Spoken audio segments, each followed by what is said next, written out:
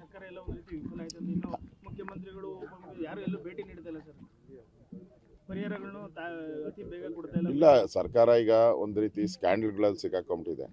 ಅದರಿಂದ ಹೊರಬರೋಕ್ಕೆ ಅವ್ರ ಕೈಲಿ ಆಗ್ತಾ ಇಲ್ಲ. ಅದಕ್ಕೆ ಅದರಲ್ಲಿ ಬ್ಯುಸಿ ಇದ್ದಾರೆ. ಇಲ್ಲಿ ಸಂಕಷ್ಟದಲ್ಲಿರೋವಂಥ ಜನಕ್ಕೆ ನಾನು ರೆವಿನ್ಯೂ ಮಿನಿಸ್ಟರ್ ಆಗಿದ್ದೆ. ನನಗೆ ಬರ್ತಾ ಇದ್ದಿದ್ದು ಡಿಸಾಸ್ಟರ್ ಮನೆ 16 ಕಡೆ ನಾನು ಭೇಟಿ ಮಾಡಿದ್ದೀನಿ. ಇಮಿಡಿಯೇಟ್ ಪರಿಹಾರ, ಅಲ್ಲೇ ಪರಿಹಾರ ಕೊಡುವಂಥ ವ್ಯವಸ್ಥೆಗಳು ಇವೆಲ್ಲ ಕೂಡ ನಾವು ಮಾಡಿದ್ದೀವಿ. ಅದರಿಂದ ಇಲ್ಲಿ ಪರಿಹಾರದ ಪ್ರಶ್ನೆನೇ ಇನ್ನೂ ಶುರುನೇ ಮಾಡಿಲ್ಲ ಅಂತ ಅನಿಸ್ತದೆ. ಪರಿಹಾರಗಳು ಇಲ್ಲ, ಕೇಂದ್ರ ಸರ್ಕಾರ ರೆಗ್ಯುಲರ್ ಕೊಟ್ಬಿಟ್ಟಿದೆ, ಇವರೇನು ಕೊಡ್ತಾ ಇಲ್ಲ. ನಾನು ಹೇಳ್ತಾ ಇರೋದು ಕೇಂದ್ರ ಸರ್ಕಾರ ಏನು ನಾರ್ಮಲಿ ಕೊಡ್ತದೆ ಡಿಸಾಸ್ಟರ್ ಮ್ಯಾನೇಜ್ಮೆಂಟ್, ಅದನ್ನು ಡಬಲ್ ಮಾಡಬೇಕು. ಯಾವಾಗೂ ನಾವು ಕರ್ನಾಟಕ ಸರ್ಕಾರ ಅದನ್ನು ಡಬಲ್ ಕೊಡ್ತಾ ಇದ್ರಿ, ಅದಕ್ಕಿಂತ 3 ಪಟ್ಟು 4 ಪಟ್ಟು ಜಾಸ್ತಿ ಕೊಟ್ಟಿದ್ರಿ. ಇದು ಉದಾಹರಣೆಗಳು, ಒಂದಲ್ಲ, ಸುಮಾರು ಒಂದು 7-8 ವರ್ಷ ನಾವು ಕೊಟ್ಟಿದ್ರಿ, ಕಂಟಿನ್ಯೂಸ್ ಆಗಿ ಕೊಟ್ಟಿದ್ರಿ. ಈ ಸರ್ಕಾರಕ್ಕೆ ಕೂಡ ಕೇಂದ್ರ ಸರ್ಕಾರ ಏನು ಕೊಟ್ಟಿದೆ ಅದನ್ನು ಕೊಟ್ಬಿಟ್ಟು ಕೈ ಚೆಲ್ಲುವಂಥ ಪರಿಸ್ಥಿತಿ ಬರಬಾರ್ದು. ರಾಜ್ಯ ಸರ್ಕಾರನೂ ಅದಕ್ಕೆ ಈಕ್ವಲ್ ಶೇರನ್ನು ಹಾಕಬೇಕು, ಅದಕ್ಕಿಂತ ಜಾಸ್ತಿ ಶೇರ್ ಹಾಕಬೇಕು.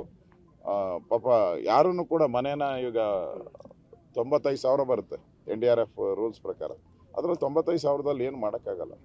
ಈಗ ರೋಡು ರಿಪೇರಿಗಳಿಗೂ ಅಷ್ಟೇ ಸರಿಯಾದಂಥ ಮ್ಯಾಚಿಂಗ್ ಗ್ರ್ಯಾಂಟ್ ಕೊಟ್ರೇ ಆಗೋದು, ಇಲ್ಲ ಅಂದರೆ ಆಗೋದೇ ಇಲ್ಲ.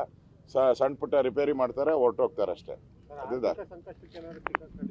ಅಲ್ಲ, ಆರ್ಥಿಕ ಸಂಕಷ್ಟ ತಾವು ನೋಡ್ತಾ ಇದ್ದೀರ. ಆರ್ಥಿಕ ಸಂಕಷ್ಟ ಅನ್ನೋದು ಇವತ್ತು ಕೂಡ ಸರ್ಕಾರದ ಖಜಾನೆಯಲ್ಲಿ ಹಣ ಇಲ್ಲ.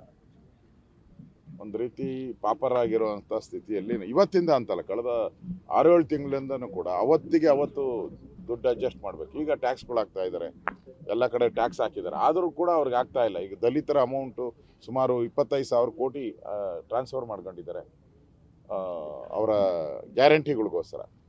ಸೊ ಈಗ ಅವ್ರ ಹತ್ರ ಹಣ ಕಾಣ್ತಾ ಇಲ್ಲ, ಹಣ ಎಲ್ಲೂ ಇಲ್ಲ. ಈಗ ಹಣ ಇಲ್ಲದೆ ಇರೋದ್ರಿಂದ ಅವ್ರ ಪರಿಹಾರನೂ ಕೂಡ ನಿಧಾನದಾಗಿ ಶುರು ಮಾಡ್ತಾರೆ. ಸರ್, DC ಅವರು ಕೇಂದ್ರ ಮಂತ್ರಿ ಜೊತೆ ಬರ್ತಾರೆ ಸರ್,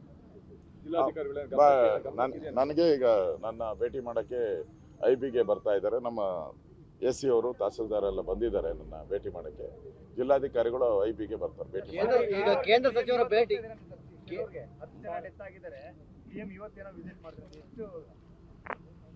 ಇಲ್ಲ, ನಾನು ವಿಧಾನಸಭೆಯಲ್ಲೇ ಅದಕ್ಕೆ ಪರಿಹಾರ ಕೊಡಬೇಕು ಅಂತ ಹೇಳಿದ್ದೀನಿ. 5 ಲಕ್ಷ ರೂಪಾಯಿನ ಪರಿಹಾರ ಕೊಡ್ತೀನಿ ಅಂತ ಹೇಳಿದ್ದಾರೆ ವಿಧಾನಸಭೆಯಲ್ಲಿ. ಉಳಿದಂಥವ್ರಿಗೂ ಅದೇ ರೀತಿ ಕೊಡಬೇಕು ಪರಿಹಾರ.